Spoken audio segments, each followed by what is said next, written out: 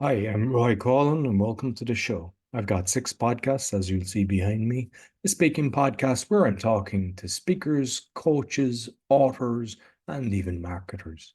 I've got the meditation podcast where I'm talking about meditation, breath work, yoga, chakras. I've got a load of meditations from 1 minute to 2 hours. I've got the Learn Polish podcast, and the episodes are about 5 to 10 minutes, and we deal with everyday topics like going to the dentist and things like that. The Awakening podcast is where I'm exposing fraud and corruption, but with solutions. And I've had guests like Mickey Willis, Dr. Peter McCullough, David Icke, and Thomas Rentz. The Crypto Podcast is where I'm exposing fraud and corruption in the crypto blockchain technology. So about cryptos and NFTs, but also on the good things and how to invest safely. And finally, the Podfather, which you see there on my t-shirt, thepodfather.me, is where I'm helping podcasters either to start a podcast or existing podcasters how to grow their audience. And most of the episodes are short, but they're good tips that will help you improve your show. I also have a store on all of my podcasts, so you can go in. There's some of my products and also some of the affiliates that I do, and that helps me with the show. You'll find everything on bio.link/podcaster. And I'm also helping people start a podcast as well as doing a podcast tour. So you'll find everything on the link there. I'd like to thank my sponsor, DanielPacker.com. He's helping people with fear, doubt, and anxiety. He's got a 90% success rate, and you only pay if he helps you. So be sure to check him out, DanielPackard.com. I hope you enjoyed this week's episode. Be sure to comment on the social media and let us know what you think. You don't always have to agree, but as long as it's not abusive, the comment will stay up.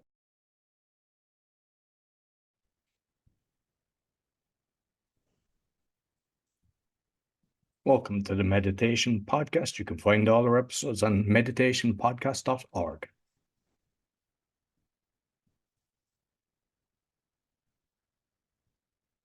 I thought you were going to do the I'm here with Daniel part. No, sure. I already said, like, my intro then says I'm here with so that works what I've already got. So you can just go when you're ready. So if I just say it's great to be here, Roy, something like that. Whatever you feel is right. Yeah. Okay. Can you just say it again?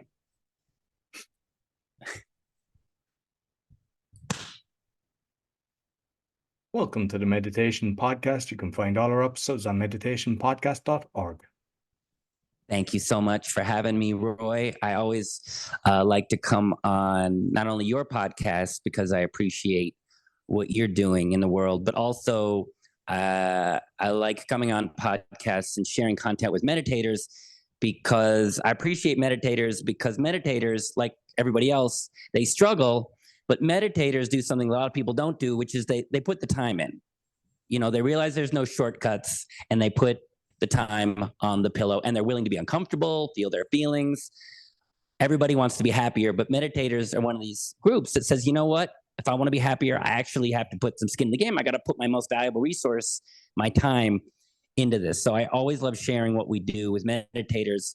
Also because what we do, which is very different and innovative, is that we've built a system, which is basically like an inner gym, meaning if you work the steps, you get the results. And the results are that whatever you struggle with, whether it's anxiety, perfectionism, people pleasing, low self-esteem, procrastination, is whatever you're struggling with, we have a 6-week sort of inner gym and a system where if you work the steps, you get the results. But as you know, with any gym, you still have to show up to the gym. You need to be consistent and disciplined. And our programs work especially well with meditators because meditators already know and have built that muscle of consistency and awareness. So I love sharing this with meditators because they take the gym that we've built and they just get incredible results. But another reason I like sharing it with meditators is because what I'm going to share with your audience right now is going to help your meditators get more out of their meditation, sort of more results with less time, just more efficient. I love meditators. I appreciate what it is, but I want to show your audience an understanding that makes it just more efficient and more effective and also just makes their lives better. Because if you're meditating, usually you're meditating because something's going on in your mind or in your body, either stress, worry, there's some sort of disturbance going on, which is why you're meditating. Is that fair to say? Yeah. Yeah. And it's not isolated to like one thing, usually, because meditators are human.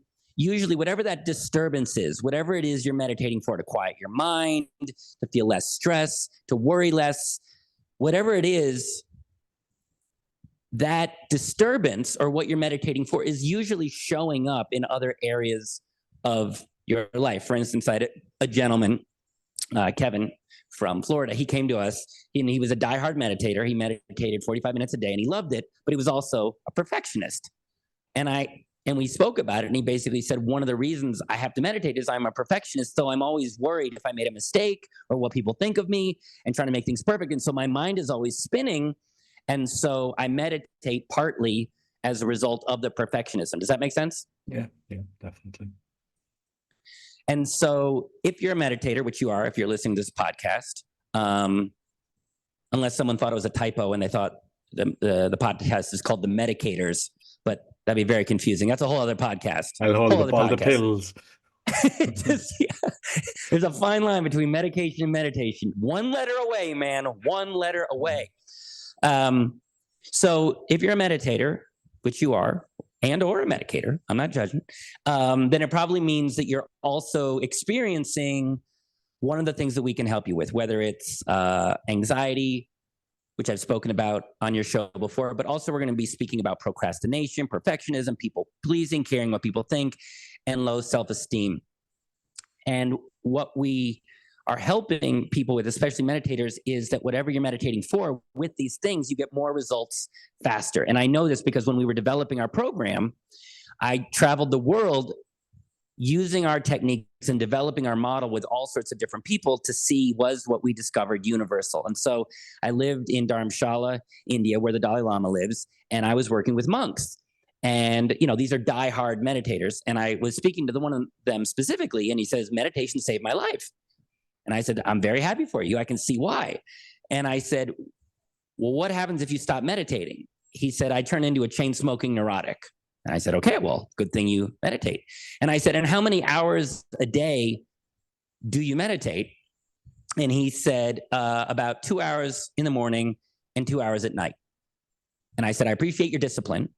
And I said, can I show you something, the root cause of what you're even meditating for, that would allow you to meditate less, or at least the benefits that you're getting from the meditation to last longer? And he said, absolutely. So I showed him our model. He started using our tools and he said, this is incredible. And I said, can you see that if you kept using these techniques that address the root cause, you'd meditate less, and or whatever you're meditating for and the benefits you're getting would last longer? And he said, absolutely. So if you're a meditator, I love meditation. I see the value in it.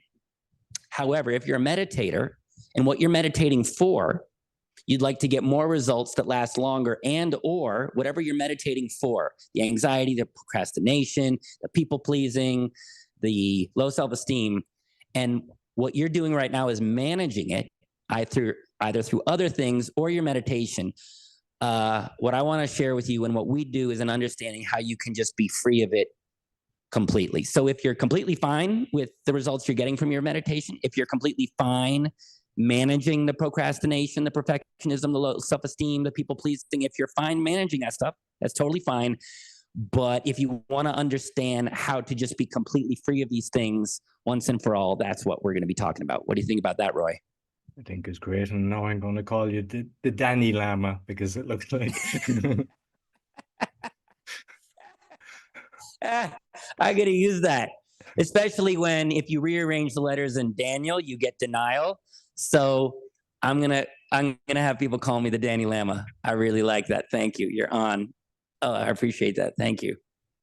with all the different things, we have to realize as well that sometimes we kind of have to know our limits as well, and that we can actually have people that will do stuff to leave us be in the creative zone. So like if you're writing or you want to be speaking, not to be trying to do 50 things, that do what you're really good at and have help as well. But at the start, budget wise, sometimes we have to do all the stuff, when we're kind of taking off the hurdles.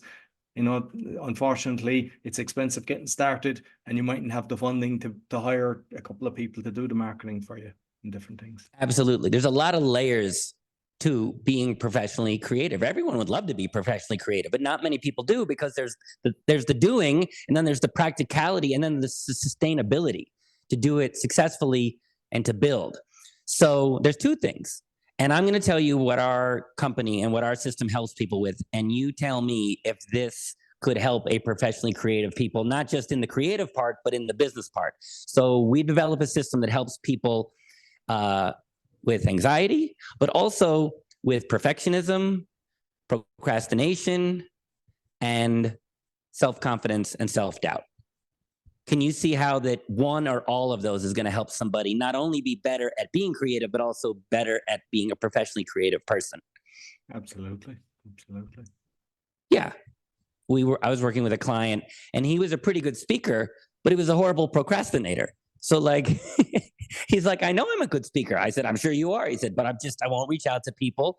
I don't network. And I said, so you're like a superhero just hiding in the cave. He's like, pretty much. And I was like, not only are you denying the world of your gifts, which is why you started this? He said, yeah, I wanted to make an impact. I said, right. So not only are you not making that impact, I said, but the downside is when you have things you want to share with the world, whether you're a speaker or a writer or an artist of any way, when you can't do it, I said, what's the downside? He said, I mean, I'm not fulfilled. I'm sort of sad. And I said, yeah. I said, well, so we got to get you, not only you've got the speaking part down. We got to adjust the procrastination. But also we had another client. She was an author, and she knew she was a good writer, and she wasn't a procrastinator, but she was a perfectionist. So she came to me. She said, I know I'm a good writer, and I'm not a procrastinator. I've been working on the book. And I said, for how long? She said, 6 years. I said, really? Really? Okay, well, good. And I said, and why haven't you finished? And she said, I'm a perfectionist. And I said, I get it. I said, so you're a great writer. The book's basically written. I said, when do you think the book was actually finished? She said, probably like 4 years ago. And I said, right. So this perfectionism is, again, it's keeping you from sharing your gifts, but also, how do you feel? She's like, I'm not fulfilled. I just sit there, like Gollum, working on my final draft, being like, he likes the perfection. It must be perfect. I just turned into Kermit the Frog. You get the point. The point is, she's not sharing. And that's where the fulfillment is. So what I'm going to be sharing with your audience is something very valuable for professionally creative people, because it addresses what slows you down, which is the fear and anxiety, the procrastination, the self-doubt, and the perfectionism. But also what we do. And I always like to be clear at the beginning when I share what we do, because it's innovative and it's not what your audience is used to hearing about, but it's what your audience wants. What your audience normally has for, low self-confidence, anxiety, fear of speaking, procrastination, perfectionism, is they have tips and tools and insights and awareness to manage it. They know it's there, and they've learned books, and they go to retreats, and they work on it, and they're able to manage it, which is very, very valuable. It doesn't stop you. The only downside with managing things is you're always managing it. You're not what you really want, which is to be free of this. And that is what I'm going to talk about right now, is the system that we developed and the theory of why it's even possible to not manage your low self-confidence, anxiety, procrastination, perfectionism, but to truly just be free of it. Because when you're free of it, it unlocks this whole version of you that you really want to be. So if you're okay just managing the procrastination, the perfectionism, the low self-confidence, and the anxiety, if you're okay managing it, totally fine, but if you want to understand how to be free of it, not only permanently, but quickly, that's what we're going to be talking about right now. No, excellent. And I mean, like, when you talk about that, I know of people, they go to events to try to help them, and they go again the following year, and you're going, did you not apply what you learned last year? I know, but I really I'll take it this year. And they go to some events every year, but they don't really change. And I mean, sometimes people are paying. I've seen people pay 10 grand to go to events. I mean, this is what our passion is, helping people be free of what's holding them back. But within that passion, and developing the program that I developed, I have felt that pain. I had anxiety, procrastination, low self-confidence, people pleasing, like you name it, I had it. And like a lot of your audience, I went looking for help. I spent $100,000, Roy, $100,000, 10 years, and I was never free of it. That's not the issue. The issue was I didn't have an issue. I was one of those people that went and spent 10 grand, learned a couple things, came home, didn't really work. And I didn't go, wait a minute. That is a horrible value proposition. 10 grand?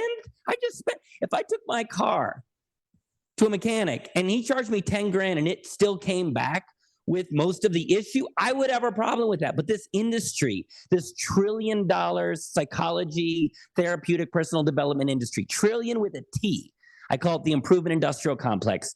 They just take people's money and they don't deliver what people really want, which is to be free. That's not the problem. The problem is we don't see it as a problem. But now that we have a real solution, I want to tell people that you don't have to be stuck in this very expensive, not just money, but time hamster wheel of spending a lot of money to get marginal results. I want to let you know that you can be free of this. And I want to tell you why it matters. Because when you go and you spend all this money and you feel a little bit better, but then you go back to your old ways, not only are you not free of it, but you feel crappier. You beat yourself up. You think that there's something wrong with me. This is my fault. Maybe this is as good as life gets.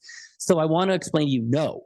Like, you can be free of this stuff quickly and efficiently so you don't spend $10,000 and feel crappier about yourself, which is how I used to feel. And the reason this is possible is because I was one of those people. I was one of those people spending all this money, getting marginal results. And not only was I not feeling better, but I just wasn't the person I wanted to be. I had the insecurity, the doubt, the anxiety, the people pleasing, the perfectionism, the procrastination. And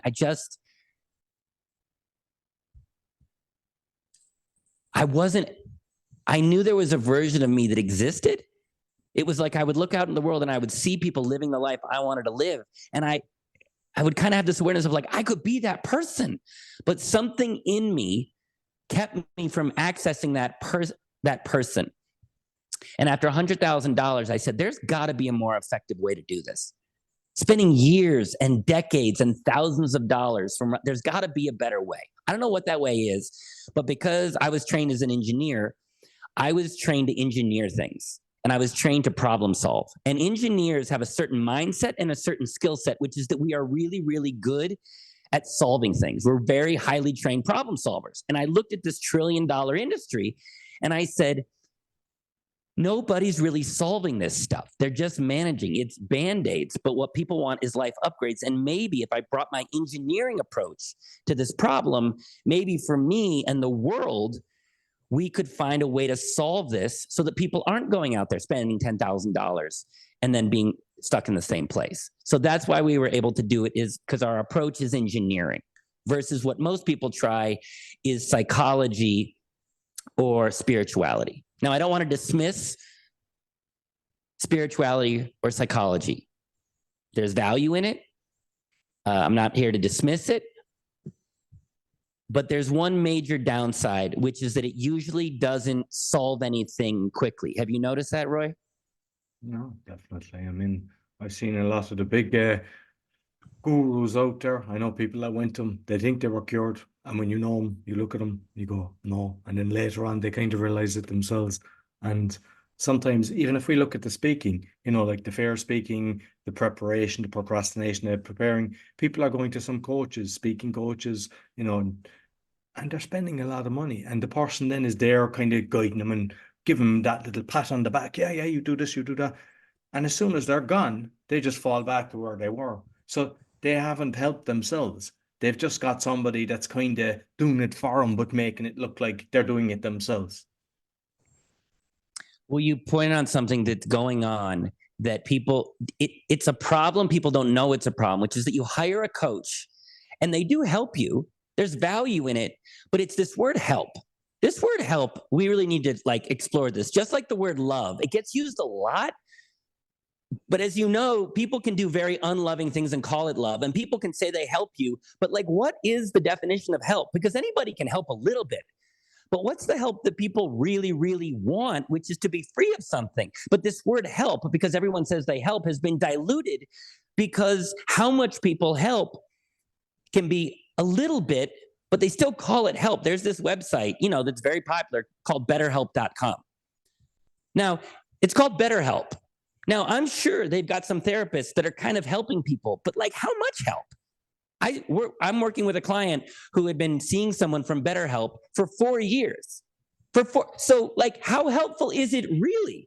But they're not just claiming it's helping, they're calling it BetterHelp. And then people go, ooh, BetterHelp. But then they go on like, look, if you're trying something for 4 years and you're still using it, I'm sorry, I don't think that's BetterHelp.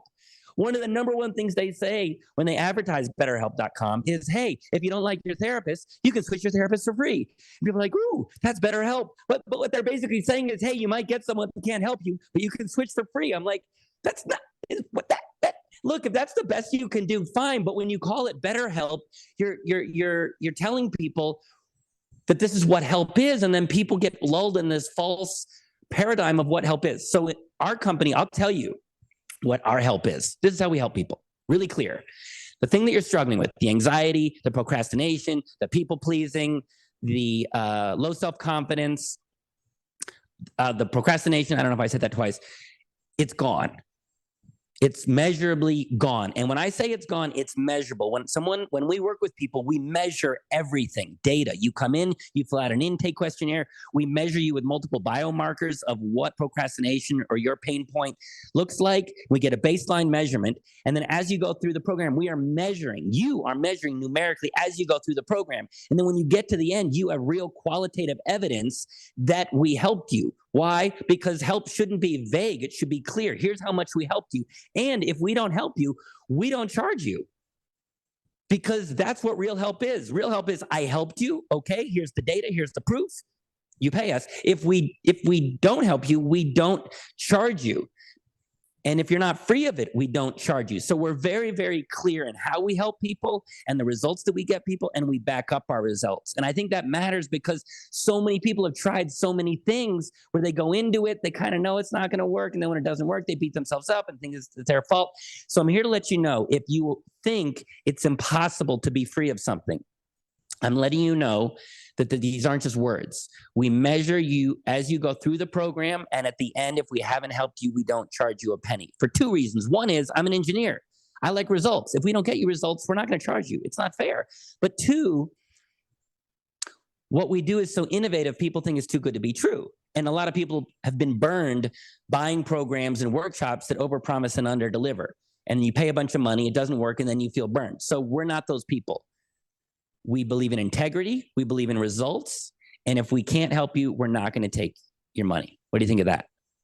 No, I've seen it, and that's why I love this. It's it's a mission driven, and I think there's something very important as well. Is I actually know a few therapists over the years. Even when I was younger, I like there was a guy. His father was one and everything. And what I've noticed is usually people are getting into the therapist because something's happened in their life. Whether there was an alcoholic parent, there was abuse or something like that. There was always something that got them into it. But the problem is with a lot of the therapists, it's their belief system. So they're kind of having their system, their way, and their belief system. And it can kind of, if you say something or you're talking about something that's against their belief system, whereas your program isn't like that. Your program isn't biased. It's like if you look at the political system at the moment, you're either red or you're blue. And a therapist can be like that without actually saying it. Whereas your system isn't like that. 100%. When we tell people that we're solving this stuff quickly and simply, people think, what? That's not possible. And I say, no, that's not possible based on the current paradigm of personal development and psychology. But we innovated. And it's very true. The reason that people aren't being free of this is because they're going to the experts who are inheriting, they're regurgitating the old guard, the old paradigm of the way things are. And I will say this, I believe that therapists and psychologists and coaches and trainers, they care about people. They do want to help. But I will tell you this, from my experience, they are not passionate about finding a solution. They are completely okay learning what they've learned that manages things and gives you some tips and tools and benefits, and it doesn't solve anything, not quickly, and taking your money. Now, that is a form of help, but they're okay with it. And I've asked therapists, I said, why aren't people more focused on a solution? And they said, we're complacent. We have a good business model and it works for us. And I was like, I appreciate your honesty. To develop our program took 8 years. 8 effing years of nothing but traveling the world. I worked with addicts in South Africa. I worked with monks in India, with entrepreneurs in Europe and in South America. 8 years of my life as a trained problem solver. That's how we solve this. But your average coach, therapist, they got a good thing going. You come to them for the Band-Aid, they sell you the Band-Aid, you keep coming back. It's a good business model, good for them. But the engineer in me, the person that's in pain and wants people free of this, I am not okay with this. So the reason we were able to solve this is because we approached this completely from scratch with fresh eyes. We were like, let's not use what's being used already, because that's not getting the job done quickly. We start from scratch, and we started with an approach that's much more effective, which is with basics. We looked at this industry and we said, it's really confusing. There's all these different approaches and different strategies, and they don't work that well to solve anything. And it's really confusing. And if it's confusing, then people probably don't know exactly what's going on. It's the person that understands something very simply that usually knows more. So I said, could we develop an approach that's simple?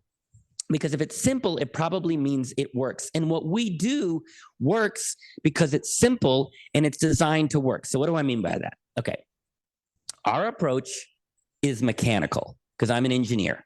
And if you understand something mechanically, you can get much better results than if you understand something spiritually or psychologically. Now, again, I'm not dismissing psychology and spirituality. It's great for understanding and insights, but if you want to solve something quickly and reliably and effectively, you want mechanical. And let me explain this to you. Okay, so I've said this to you before. Let's say you're at a restaurant and you start choking, and two people walk up to you, and one person walks up to you and says, hey, I can see you're really struggling. I feel like you're really focused on the lack of air. You have a real scarcity mindset around the lack of air, and you're really not focused on the abundance of air that the universe has for you. Plus, your ego seems like it's very attached. You have a story that you have to breathe, and that story is holding you back. So if you could just let go of all this, just let go of all that and step into your infinite power, you'd be great. Or somebody walks up and goes, look, here's the deal. Your issue is mechanical. You got a bit of toast mechanically blocking your windpipe. So I'm going to add pressure to your stomach. That's going to put pressure behind the toast, pop it out, and mechanically air will get into your lungs and you'll live. In that situation, if you want to solve something quickly and reliably and fast, do you want an approach that's spiritual, psychological, or mechanical? I hope that the second person does that and the piece of toast splatters off the head of the first person.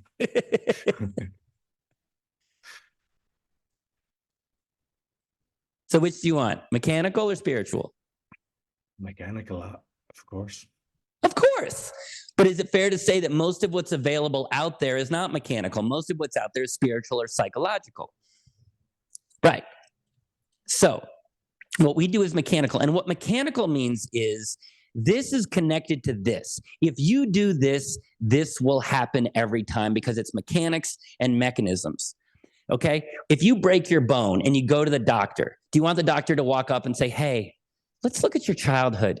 Let's look at your chakras. Let's look at your energy field. Let's vision board. Or do you want the doctor to walk up and say, look, your bone is in two mechanical pieces. We're going to put a cast on that mechanically holds the bones together. And then there's a mechanism that fuses the bone, and you'll be up and running in 6 to 8 weeks. Do you want spiritual, psychological, or mechanical? I want that cast, and I want to get all my buddies to sign it for me. Darn tootin'. So that's what works. It's just nobody has thought to apply mechanics to things like anxiety, procrastination, perfectionism, and low self-confidence. People ask me all the time, like, what is this incredible thing that you did? Or what's the special, how do you get free of it? The fact is, we took a skill set, which is engineering and problem solving, that's usually focused for the external world. That's how we've got all this amazing technology. Did you know there's a helicopter on Mars? Did you know that?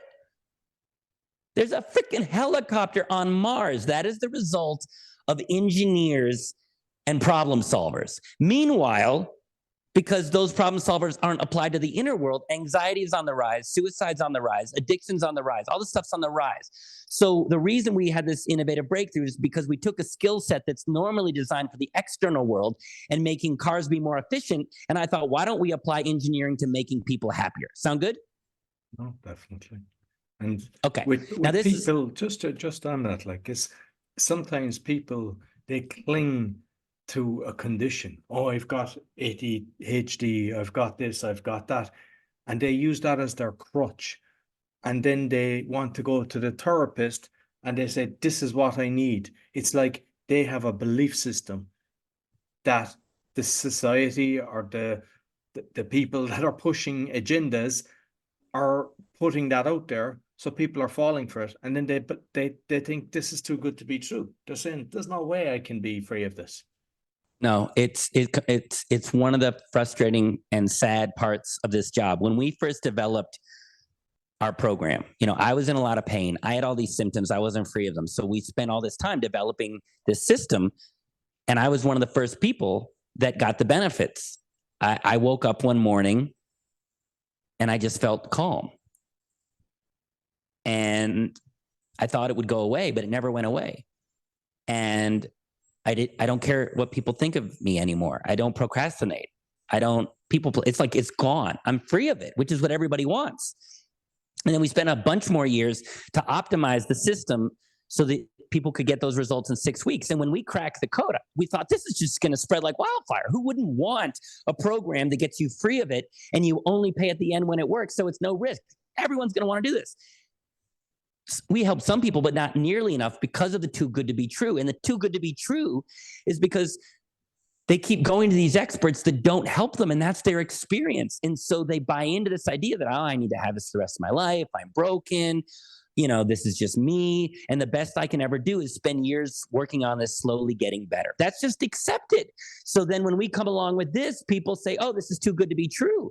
And what I'm trying to educate people is no. What we do is dead simple. What we do isn't too good to be true. What you've been trying is too inefficient to work. And I want to wake people up to be aware that what you've been trying is ineffective. That's why you're stuck with this. Not because you have to be, but because these people weren't trying to get you out of this, because their approach was spiritual and psychological and not mechanical. But yeah, it makes it really hard for us to sell what we do. That's why we work with people that are motivated.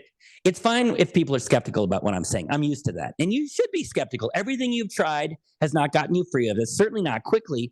But also, there's a lot of people out there making big promises and under-delivering. So be skeptical, but listen to what I'm about to share with you, because it'll help it make sense why what we're doing isn't too good to be true. It's actually just simple. It's just the experts missed it. And it's because our approach is mechanical. So I'm going to give your audience an inner mechanics lesson of what's going on.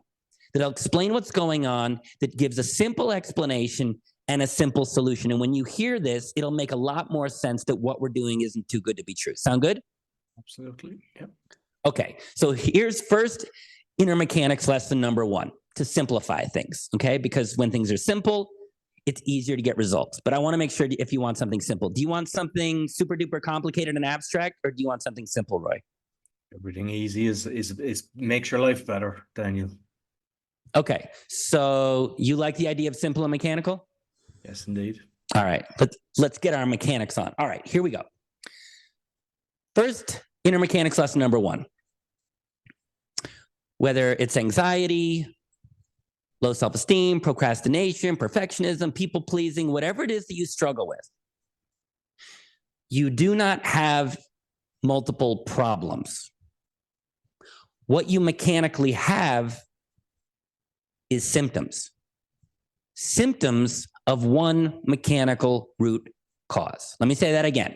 Whether it's procrastination, people-pleasing, perfectionism, low self-esteem, anxiety, fear of speaking, fear of sharing, all of that are not problems. They are symptoms. So you don't have procrastination. You are not a procrastinator. You're not a people pleaser. Those are symptoms of one mechanical root cause. And that mechanical root cause is really simple. Everybody knows it. It's fear.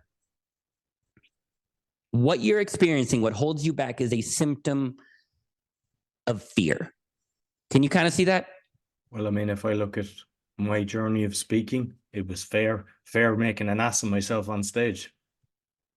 That was like, if you think of it, you think nervous going on stage, but it's reality is the fear of doing something. So with the public speaking, for me, yes, fear. Yeah.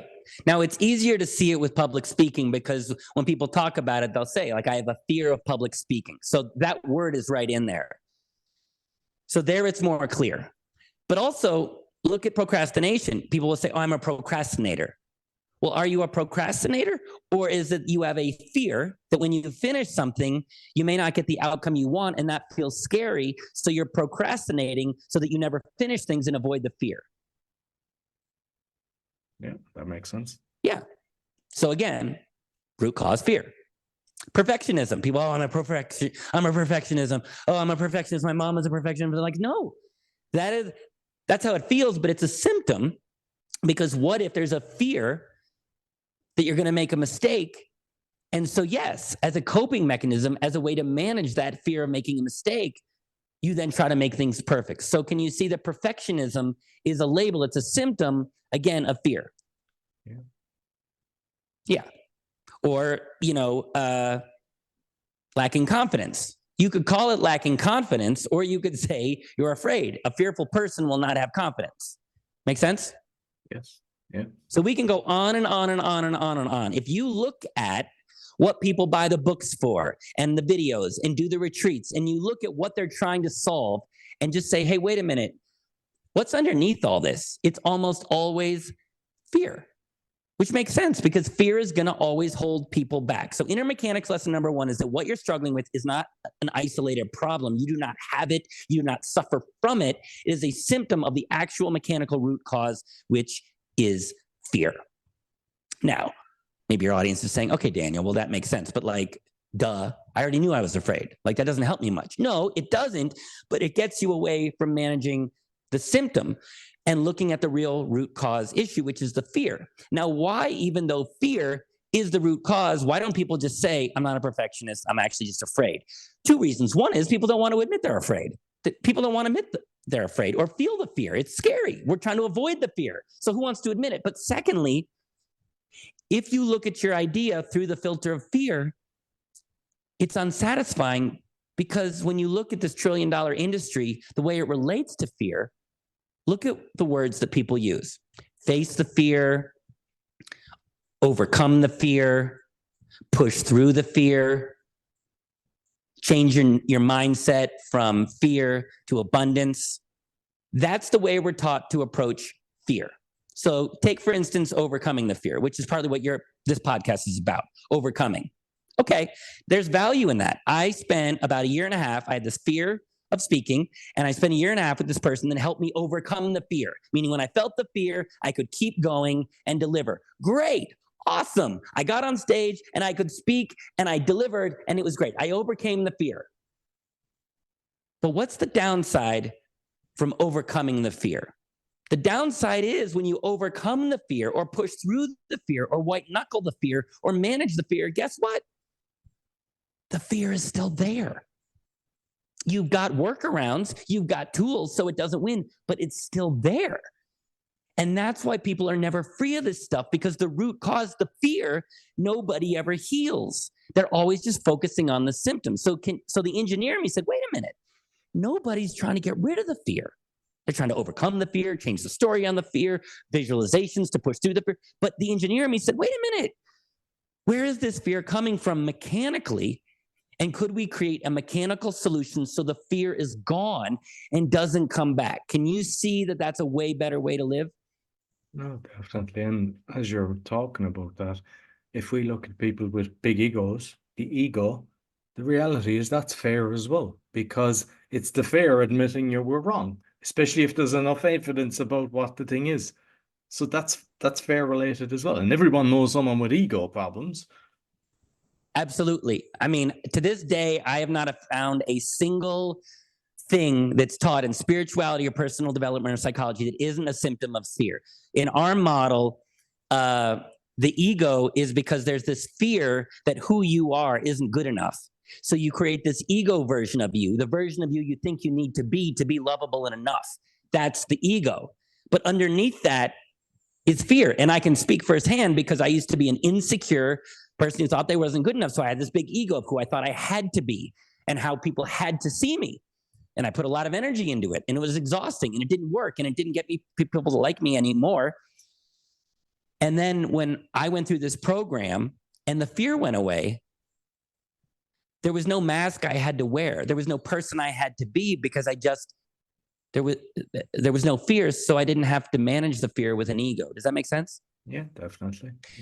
And that's the value of this approach, is when you're free of this, it unlocks your potential. I had a gentleman who came to me. This was somebody else who was not a good public speaker at first.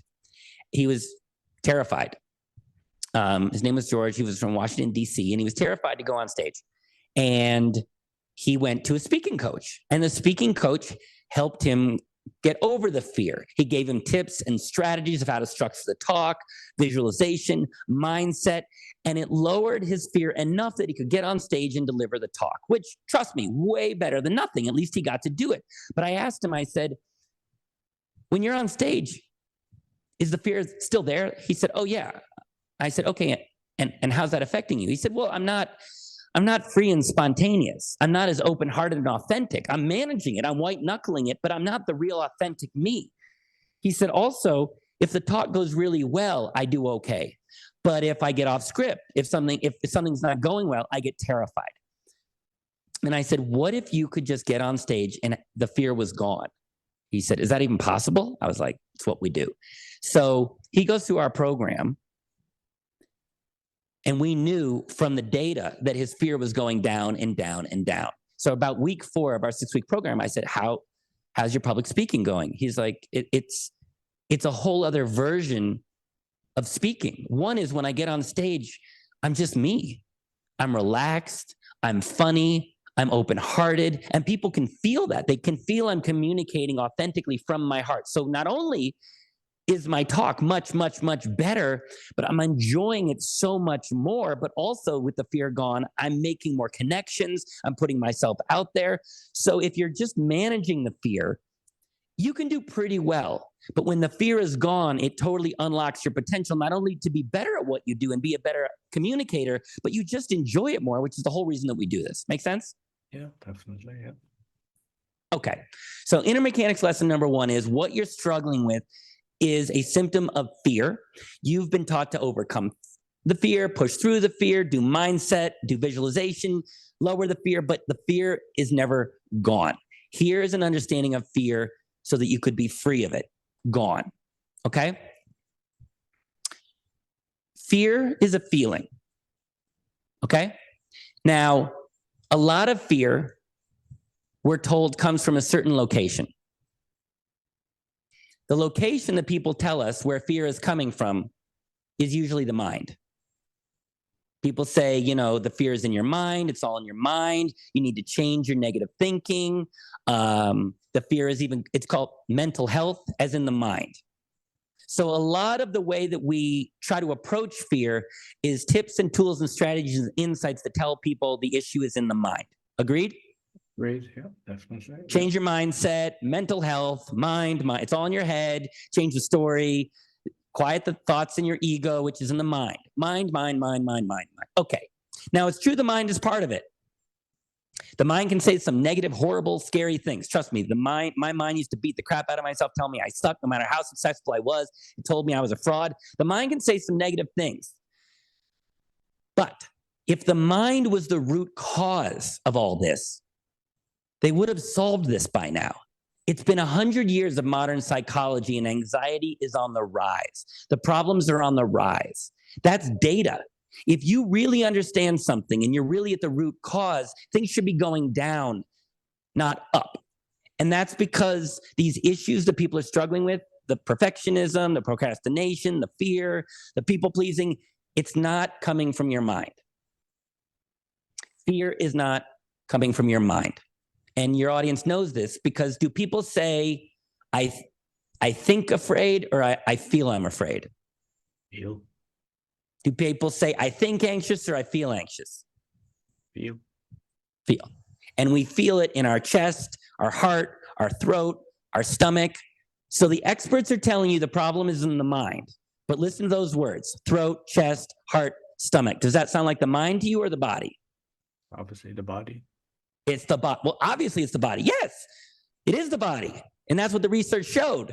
That's the root cause of the fear. It's in the body. I'm going to explain to your audience why your body is so afraid. But we feel fear in our body, which is the location of the fear. But the experts sent everybody to the wrong effing location. That's why nobody's solving this. Reason number one is because the experts sent people to the wrong place. They sent you to the symptom instead of the root cause. And I'm telling your audience this because people come to us and they say, like, I can't shut my mind off. It says all these things. I'm going crazy. What's wrong with me? I'm like, there's nothing wrong with you. The experts sent you to the literal wrong location. That's why you haven't solved this. But when you go to the actual correct location, the correct mechanical root cause location of fear, which is the body, you have a much better chance at solving it. Make sense? Yeah. Okay. So now the question is, and I just want to be clear here, this is not theory, okay? This is not like, oh, maybe it's not in the mind, maybe it's in the body. This is not theory, this is real. The way we get a 90% success rate, the reason we can back up our results, the reason I haven't felt really fear in 10 years and my procrastination, people pleasing, all that stuff's gone, is because we developed a program that addresses fear in the body. So I'm living proof that this is real. So now the next question is, why is there fear in the body? That's what people want to know. Why am I so afraid? That's the question. Okay. It's really simple. Two reasons. One is, once you're in the body is a great place to look because the body has systems. It's all systems, the skeleton system, the endocrine system, the epidural, all these systems. And systems are mechanical. So if you can understand the system that's making everybody afraid, you can address it at a system level. And this is the system that's making everybody afraid. And it's really obvious, okay? It's the nervous system. Why is it obvious? It's got the word nervous right in the effing name. Nervous system.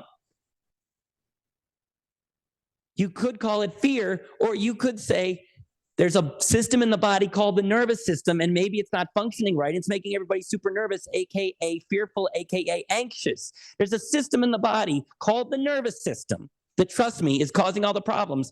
And after 100 years of poor results, the experts are like, no, it's coming from the mind. No, there's a system in the body called the nervous system.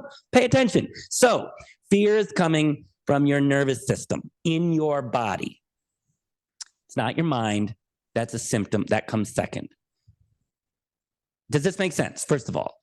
No, definitely. And I think why they push it to the mind is they sell the magic pill, which is part of the corrupt industry that has been pushing all of this, unfortunately. Yep. And the reason they're able to push it and get away with not helping people that much is because they've gotten everybody conditioned to look in the wrong place. If you think the problem's in the mind, you'll spend your entire lifetime just chasing symptoms, and there's nothing you can do. And people can keep selling you all these different strategies. But when something's in the body and it's a system issue, you can solve it really quickly. That's why therapists and psychologists and coaches don't like what we're doing, because it doesn't make you nearly as much money. You know, the money is in the management, but the satisfaction is in the solution.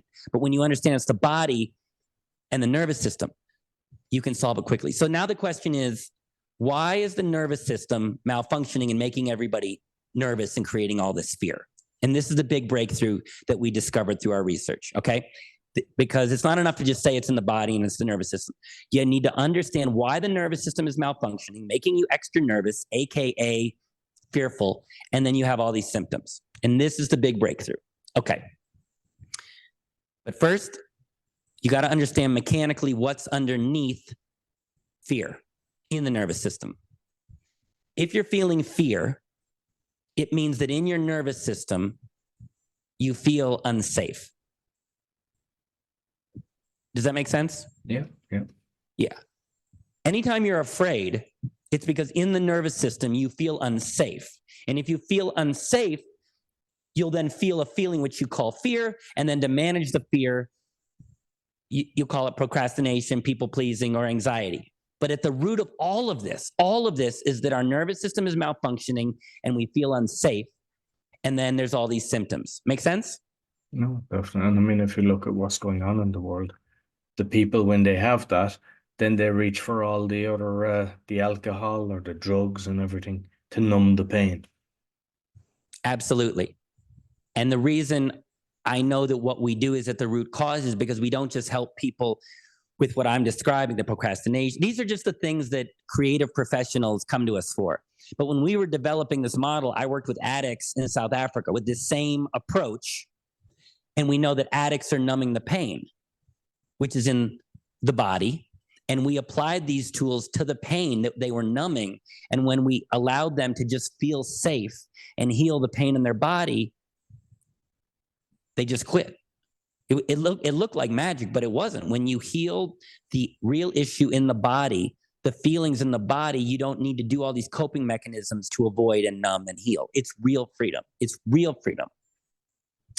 So now the question is, why is the nervous system malfunctioning and making people feel unsafe and afraid? That's the million-dollar question, in a way that makes this solvable. And this is the big key breakthrough. But again, it's nothing fancy. It's based in the basics. There's 3 reasons that systems in the body can malfunction. One is catastrophic failure. If you fall off a ladder, you can break your leg. The second is something genetic. You were born where your systems in the body aren't functioning correctly. But there's a third reason why systems in the body can fail. And that is if you don't take care of the system. Your dental system. If you take care of it, your teeth are pretty healthy. But if you don't take care of them, you can get cavities and need a root canal. Your diet. If you eat pretty healthy, your body takes care of you. But if you don't take care of your diet, you're going to have problems.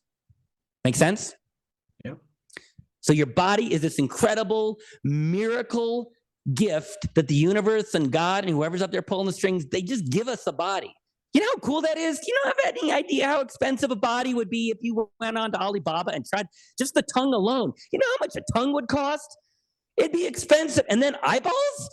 If you had to go online and buy a body, this is getting really dark and sort of Frankenstein-y, but the point is we are given a body for free to experience love and joy in our soul.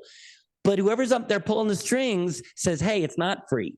You got to take care of it. And if you don't take care of it, I'm going to bring pain to get your attention.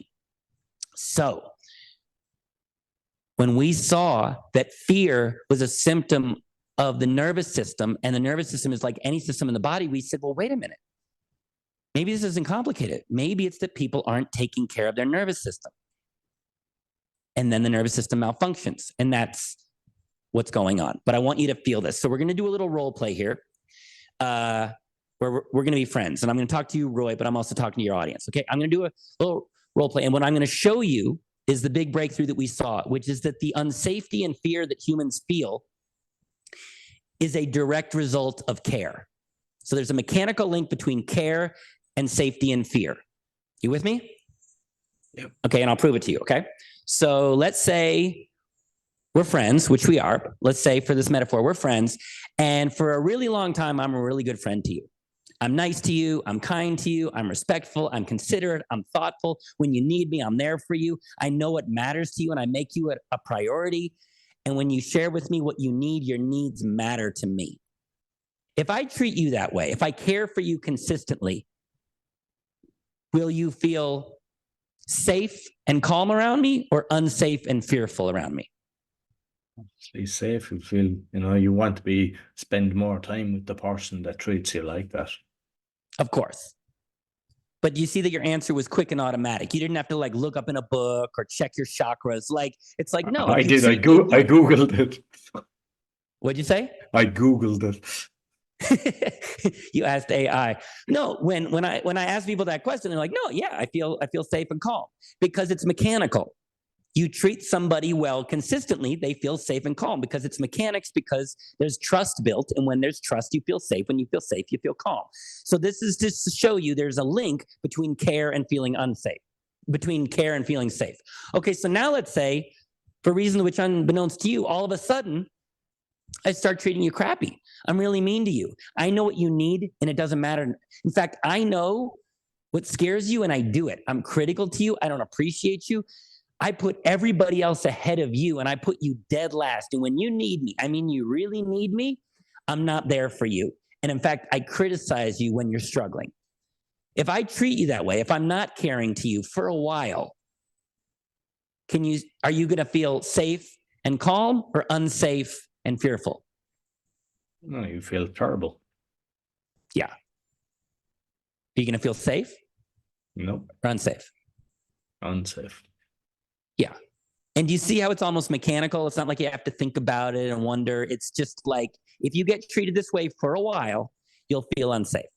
And I mean, the thing is, I know this is hypothetical, but every single person that's listening has experienced that or has witnessed that, and sometimes people on a daily basis. So they know exactly what you're saying. Yeah.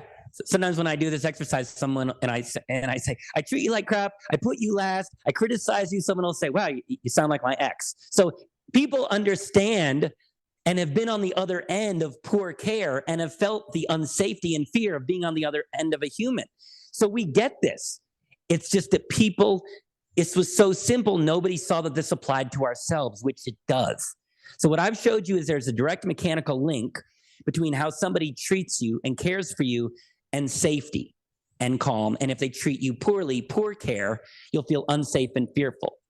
But I did this in a friend relationship, but is it fair to say you're in a relationship with yourself? Absolutely. And is it fair to say that sometimes you're not always the most loving, caring friend to yourself? I would say that over the years, thankfully, I have learned to love myself, but there's been years ago that you're the worst critic, even on stage or whatever. I'm the one that's beating myself up more than anyone else. Absolutely. And so people know that they don't treat themselves and they don't love themselves well. The one you said, beat myself up, critical. That's the number one. Now, our research showed there's 28 ways that people need to take care of themselves. The average person knows of about 5. The top one is being hard on ourselves, beating ourselves up. That's one. Now, whether you know about 1 or 28, that doesn't matter. Your audience knows that they're not always a good friend of themselves, and your audience knows they have fear. What nobody saw and was sitting literally under everybody's nose, but we saw, is there's a direct mechanical link between how you treat yourself and how safe and calm you feel in your body. If you're on the other end of a friend who treats you poorly, you feel unsafe and fearful. But you're treating yourself poorly, and you're on the other end of yourself. And the way you treat yourself is the reason that your nervous system feels unsafe and you feel fear in your body. So let me say that again. What's making everybody afraid, which then creates the symptoms of anxiety, procrastination, self-doubt, fear of rejection, fear of failure, procrastination, people-pleasing, all those are symptoms of fear.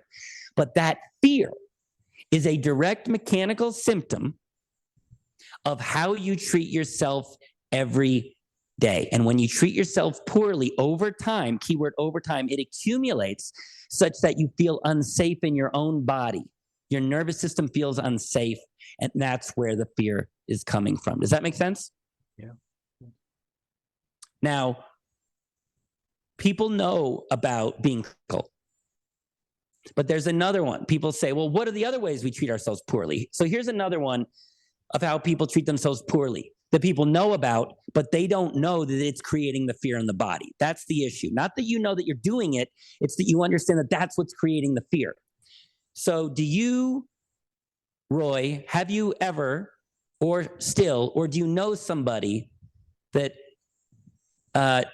is bad with compliments or deflects compliments? Yeah. I mean, I think a lot of Irish, they just kind of nod it off. They don't, I think what I've seen is that an American, when they give a compliment, some people, they really appreciate it and everything, and they kind of, they absorb the compliment.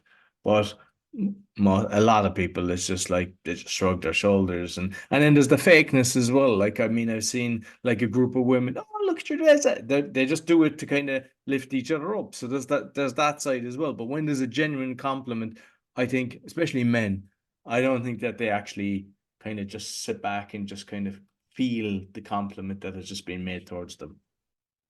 100%. Now, it is true that being an American, I know we have a sort of a cultural over-the-top optimism that in other cultures is less. When I was living in England, it was almost a joke to me. I would purposely try to compliment British people and just watch them. No matter what you said, they would not receive you could walk up to a British person and say, hey, I heard you were one of the first people on the moon. And they'd say, well, the rocket was going there anyway. I just caught a ride. Like, they refuse to take in the compliment. But even in America, it's an epidemic. People don't receive compliments. Now, that's not the issue. People know they don't receive compliments. People all the time say, oh, yeah, I'm horrible with compliments. My partner always tries to give me compliments. That's not the issue. What people don't realize is that is creating the fear in your nervous system. Here, I'll show you. Let's say again, in our little role play, that we're friends, okay? And let's say somebody pays you a compliment, okay? Now let's say I jump in and I go, no. No. Get that appreciation away from that. They don't get appreciation, okay? They get criticism for hours when they mess up. If I treated you that way and I blocked the compliment, can you see that you wouldn't feel safe around me? I'd show you my martial arts skills and give you a good kung fu kick to the head. You would. But underneath anger is also fear. So still, the point is, if somebody blocks a compliment from the outside, it won't feel good to you. And the fact is, we are blocking compliments to ourselves, and that's what's creating the fear. This is the big breakthrough. The fear that you're feeling is not your chakras. It's not so much your childhood. It's not society. It's not self-doubt. It's the little tiny behaviors that you do every day that have been accumulating over time to leave your nervous system in an unhealthy place. That's the downside. That's the bad news. The number one cause of fear in human beings is the nervous system, which is malfunctioning because of the accumulation of a little bit every day. People are being emotionally unhealthy to themselves, and they don't know they're doing it. And that's another reason people aren't free of this stuff, is because the number one cause of the fear in your body, which is how you treat yourself, you're doing it every day. You're still doing it.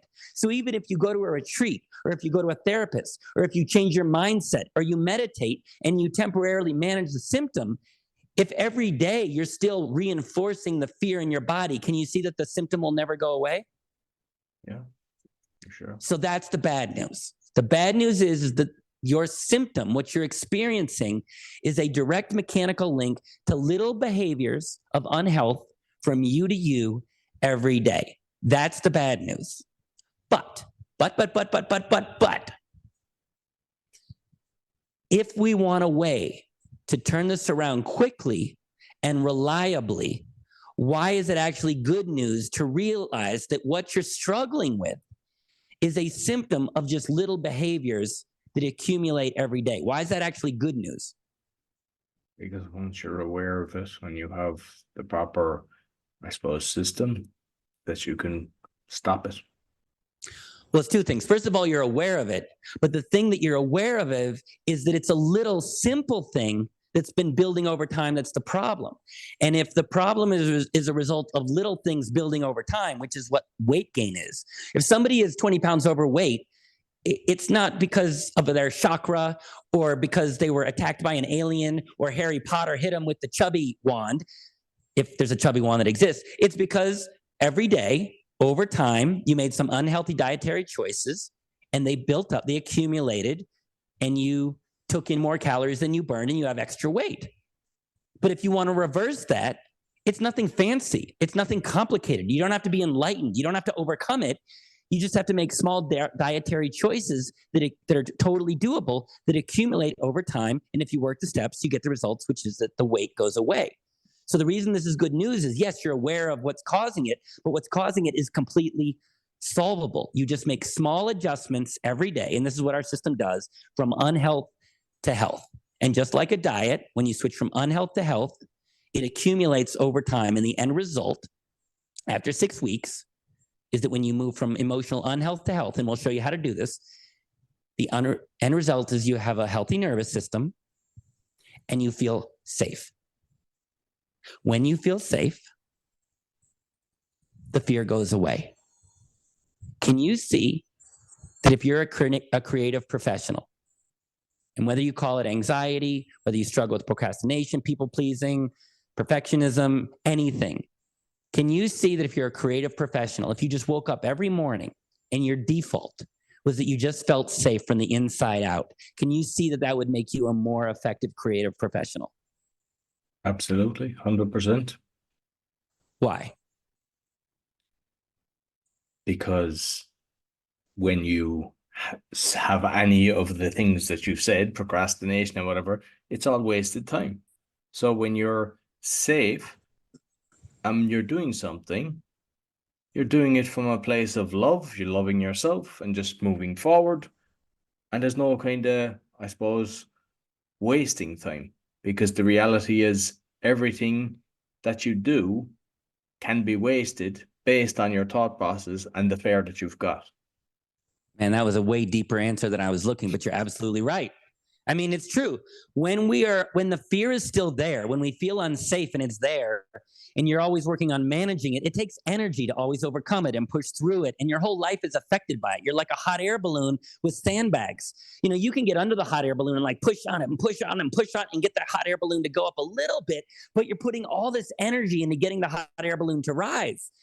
But what happens if you stop lifting the hot air balloon? It drops down. It's also exhausting, always trying to overcome the sandbags and overcoming the fear. But if you just feel safe, you're clipping the sandbags. And then what happens to the hot air balloon? It wants to just rise automatically. And all that energy that you went into lifting up the hot air balloon now is like a turbocharge. It gives you a version of yourself when you're free of this. Instead of always managing the fear and managing, you're just free. You're free to be open-hearted and authentic. You enjoy things more. You're better at what you do. It's what we're all here to be. That's what we get when we feel safe, is we're truly free. Now, everything I've said is true. This is why I've been free of this. I feel very safe in my own body. I don't have to meditate anymore for it. It's just my default. But it's all theory. And theory doesn't get results. Here's why we get results. Because again, what we do is based in what works. Okay, now what does that mean? Usually when people go looking for help, no matter what theory, no matter what coach, no matter what therapist, no matter what teacher, usually they go to one teacher, therapist, coach. They'll get one tip or tool here, one tool from this person, one tool for that person. They kind of go and get like individual tools and individual tips from people. Now, if you want to manage your symptoms, individual tips and tools are fine.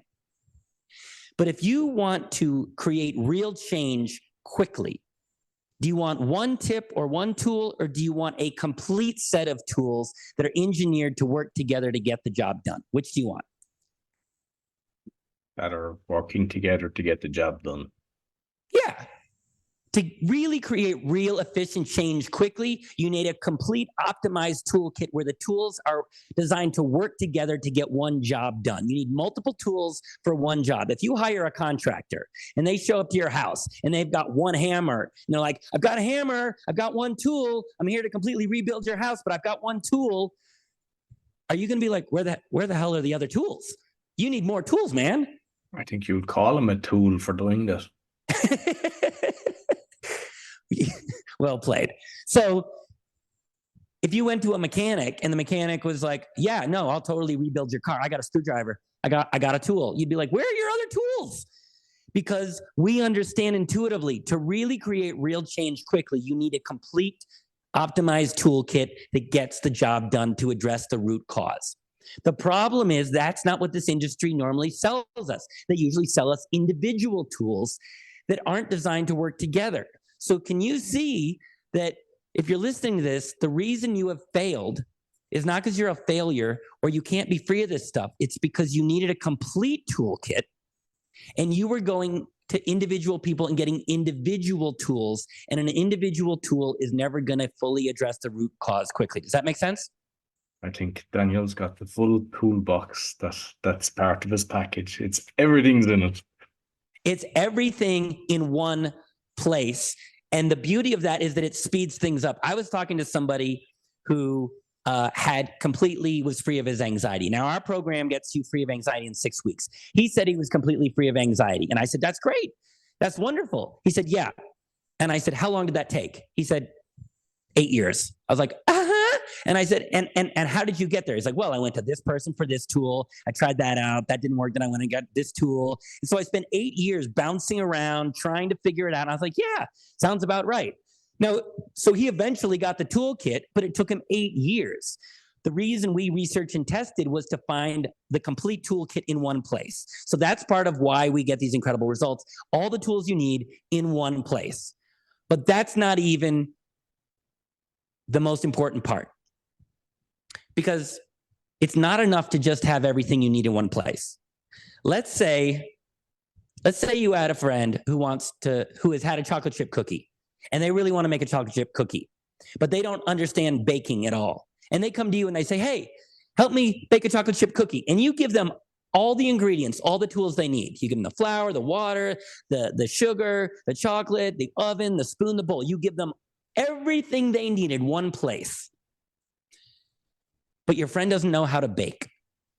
Is your friend going to be able to make a chocolate chip cookie even though they have everything in one place? I think he'll be like me, can't bake. No. You're going to end up with a mess. And why, even though you have everything you need, you couldn't make a cookie? What are they missing? The recipe. Yeah, the recipe. What they're lacking is the instructions, the ingredients, the order. What do you do in what order? And for how long and how often? You need the instructions. That's what you need. You can't just have the tools, you need the instructions. But usually when I went looking to coaches and therapists, they'd give me a tip or a tool and technique, and they'd say, here you go, good luck. And I would go out and I would try and I would fail, and I'd feel worse about ourselves. So the reason our program is so effective, not only do you have all the tools in one place, but you have very simple, clear instructions. Here's what you do on day 1. Here's how often you do it, for how long. Here's what you do on day 2. Here's how many repetitions, for how long. Everything you need, the tools and the very simple instructions so you can't fail. That's what we spent all these years optimizing and testing for, was the toolkit, but also the instructions. And when you have both together, here's the best part. Not only do you get incredible results, but you really can't fail. And I'm telling you this because there's a lot of people out there trying stuff that's not built to succeed, and then they fail, and then they beat themselves up, and they feel worse about themselves. And what I'm telling you is, yes, we want to help you, but we are also passionate that we don't want to harm you. We do not want people trying our programs and failing. So the program is built so that you can't fail. It's so simple. And it's also why we don't collect money at the beginning. We don't want to charge you and then it doesn't work and then we walk away. You felt that pain before. We're not going to do that to you. We get paid at the end. Our success is your success so that we're with you every step of the way. We're not going to let you fail. And the reason that we back up our results is because we get results, and we get results because we don't want you to fail, and you don't fail because you have all the tools that you need and you have all the instructions so that if you work the steps, you get the results. What do you think about what I'm saying? No, and I mean, like, because obviously we're working closely together. And the thing is, you know, some people might think, oh, this is just for high level executives. Yes, it will help them. But there's even young people like, you know, 22, 23, that has helped once they want to change. And like there was one NFL guy who got so much results. Like, I mean, most of the times you don't say anything. You're not telling people, hey, look what I did. There was one video that I came across and I said to you, this is incredible. Like you were talking to the guy and he's saying exactly a high performance person, like how it has helped him and changed and how he grew and everything.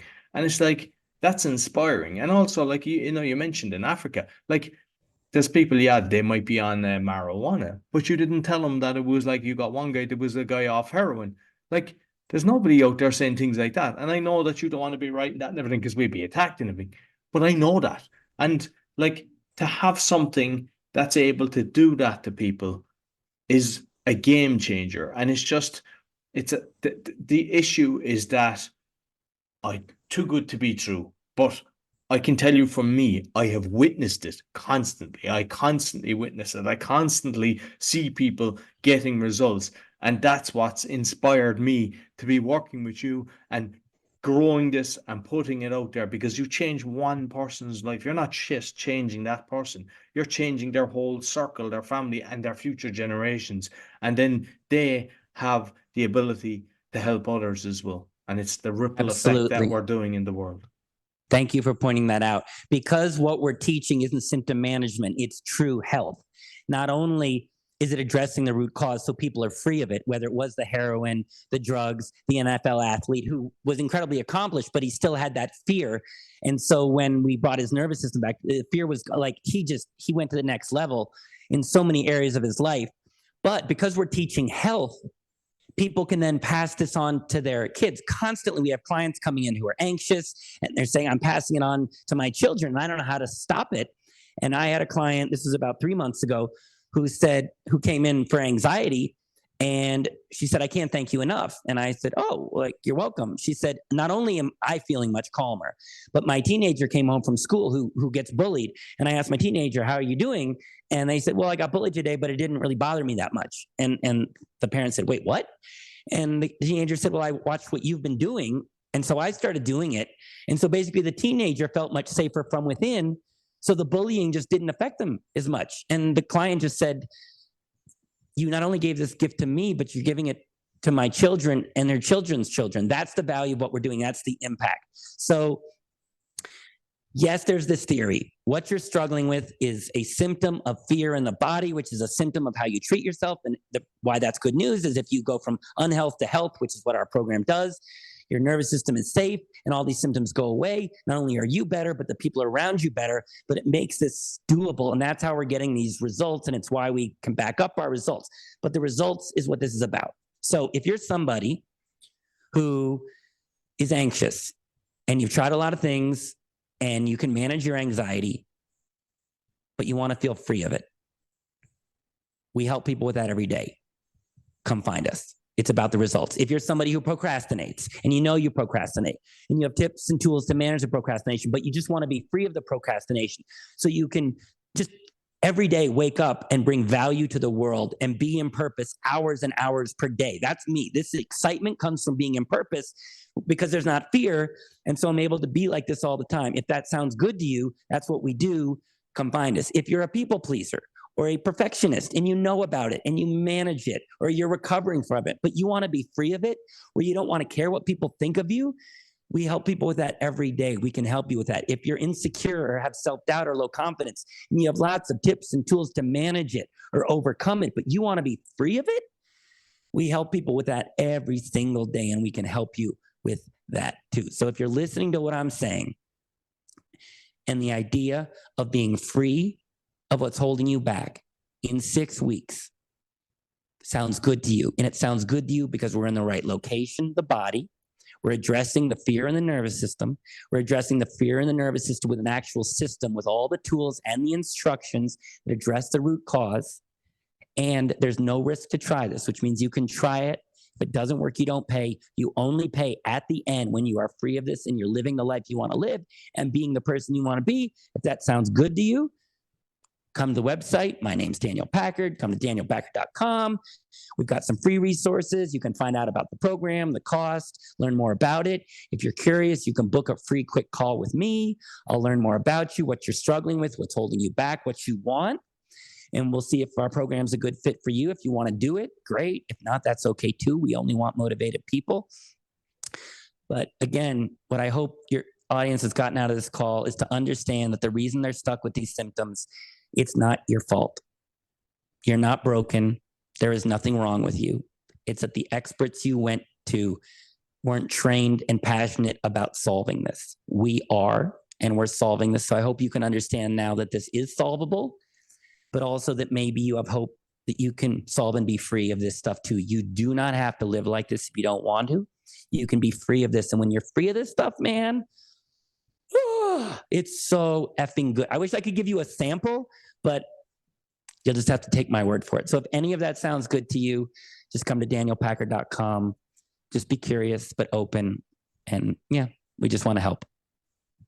And obviously I know a lot about everything that you've got. So you're always there to help. So there's no hard sale or anything. We want people that are actually really interested in this. And I think as soon as they have a conversation with you, they tell you what the issues are going because of, I mean, I've just constantly seen different results and different things that people are going through. And it's like, it's so inspiring for me to see how a person's life has changed.